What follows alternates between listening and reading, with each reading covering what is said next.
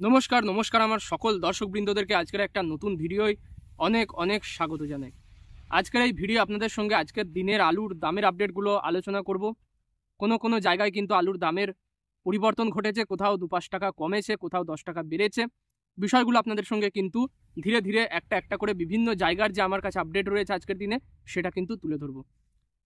আর এই পরিপ্রেক্ষিতে আপনাদের সঙ্গে আলোচনা করব যে আলুর বর্তমান পরিস্থিতি কি, আলু রেখে দেওয়া ভালো না বেচে দেওয়া ভালো, এই মুহূর্তে কি কন্ডিশন রয়েছে, বা আপনারা কিভাবে কি স্ট্র্যাটেজি নেবেন সামনের দিনের জন্য, আলু কতটা রাখবেন, কতটা বিক্রি করবেন, বা এই বিষয়গুলো কিন্তু একটু ডিটেলসে আলোচনা করব। তাই অনুরোধ থাকবে সম্পূর্ণ ভিডিওটা দেখবেন, বুঝবেন। আর যদি আপনাদের কোনো মতামত থাকে সেটা কমেন্ট বক্সে অবশ্যই যুক্তি সহকারে দেবেন। যদি বা আমার যে বর্তমান পরিস্থিতির কথা বলছি, বা আলু রাখার কথা বলছি, বা বিক্রির কথা বলছি, এর বিপক্ষে যদি আপনাদের কোনো সঠিক যুক্তিসঙ্গত মতামত থাকে তবেই কিন্তু আপনারা কমেন্ট বক্সে সেগুলো দেবেন। অবশ্যই আমি আপনাদের সঙ্গে কিন্তু সেখানে কোঅর্ডিনেট করব, বা পরবর্তী ভিডিওয় সেগুলো তুলে ধরার চেষ্টা করব। আসুন ভিডিওটা শুরু করি, এক এক করে আপনাদেরকে দামের বিষয়গুলো বলি আর আলুর পরিস্থিতির কথাটাও জানিয়ে দিই।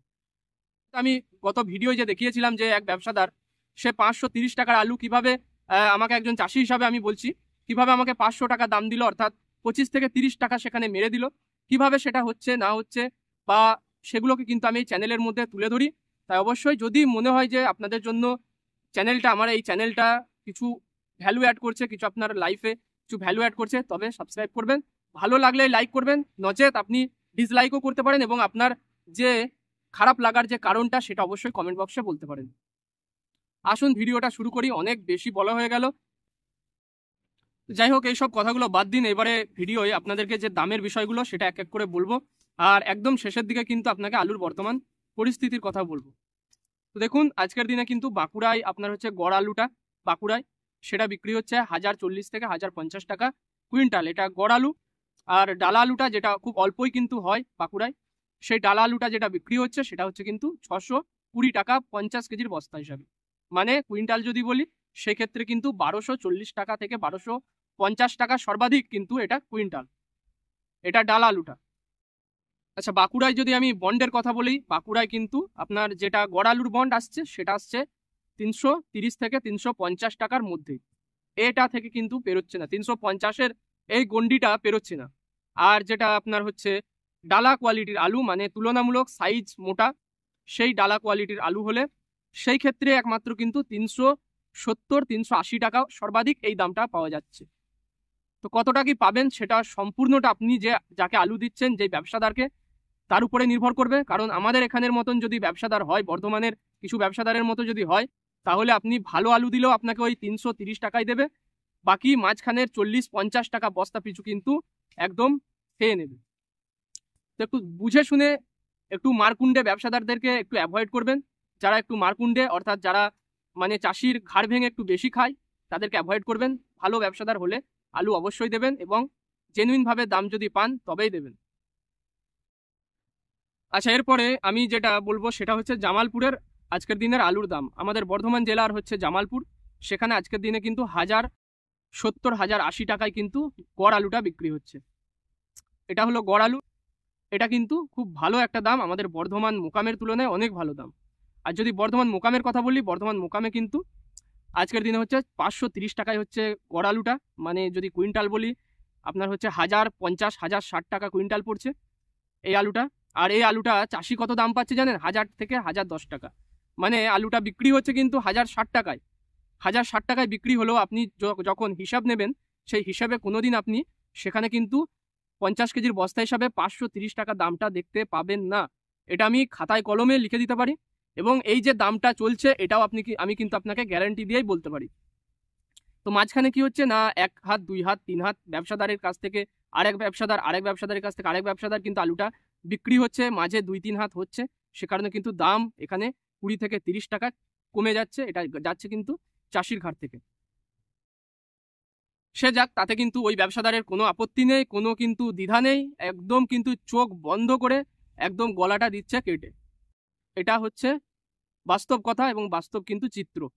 অনেক জায়গায় দেখতে পাবেন, আমি নিজে দেখতে পাচ্ছি আমার এলাকায় বর্ধমান মোকামে, যাচ্ছে তাই কিন্তু চাষি ভাইয়ের মানে পয়সা কেটে নিচ্ছে বন্ড থেকে, যেহেতু ধারে বীজ দেওয়া ছিল, যেহেতু হয়তো কারোর হয়তো সেখানে দাদন নেওয়া ছিল, ব্যবসা ওই ব্যবসাদারকে আলু দিতে হবে।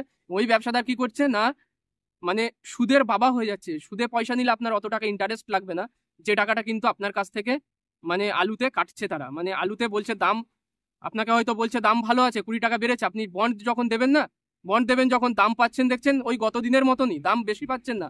এবং কি হচ্ছে, বেশি তো পাচ্ছেনই না। 1060 টাকা যদি আজকের দিনে বর্ধমান মোকামে দাম হচ্ছে, তো আপনি পাচ্ছেন 1020 টাকা সর্বাধিক, বা হয়তো 1000 টাকাও পেতে পারেন কুইন্টাল। মানে মাঝখানের এই যে 1 কুইন্টাল আলুতে 40-50 টাকা কিন্তু নেই করে দিচ্ছে, এবং বলছে যে দাম খারাপ, পরিস্থিতি খারাপ, আলু বিক্রি কম, আলু বিক্রি হচ্ছে না, নানা রকম অজুহাত, আলুর কোয়ালিটি খারাপ, এইসব বলে কিন্তু ব্যাপারটাকে ধামাচাপা দেওয়ার চেষ্টা করা হচ্ছে। তো আমি এইগুলো কিন্তু এই চ্যানেলে তুলে ধরি। আপনি কোনো চ্যানেল বা কোনো চাষি মারা চ্যানেলে গিয়ে কিন্তু এই ব্যাপারগুলোকে দেখতে পাবেন না।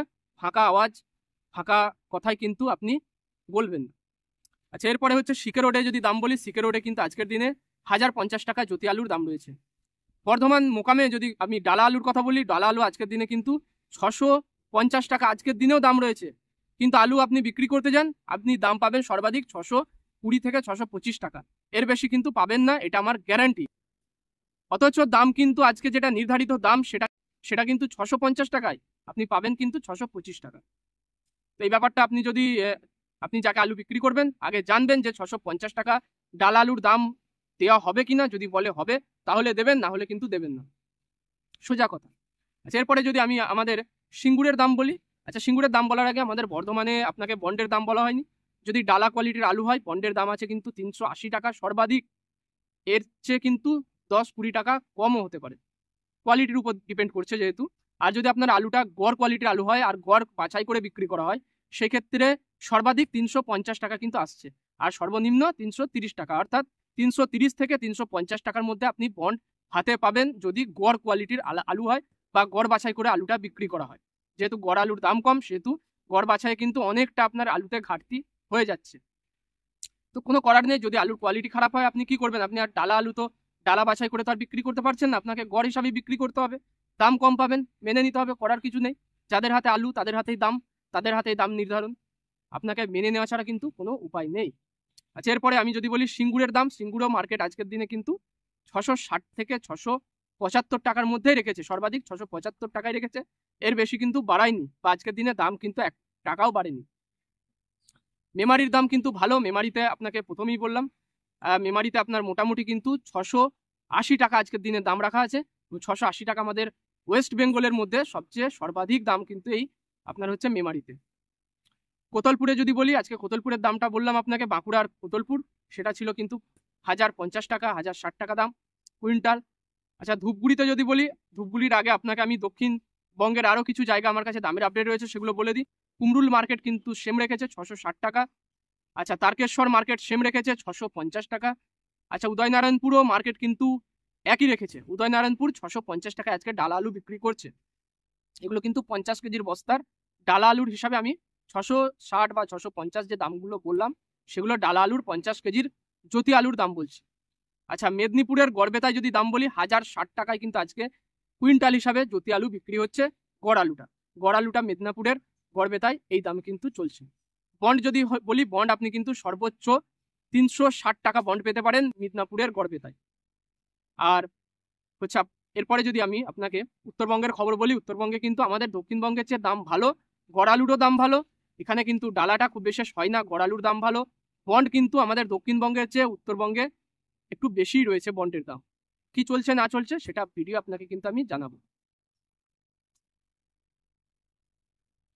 ভিডিওটা যদি এখনো কন্টিনিউ করছেন, যদি ভালো লাগে, যদি সঠিক মনে হয় আমার কথাগুলো বা দামগুলো, একটা লাইক করবেন, অবশ্যই লাইক করতে কিন্তু দ্বিধা করবেন না, একটা লাইক করবেন।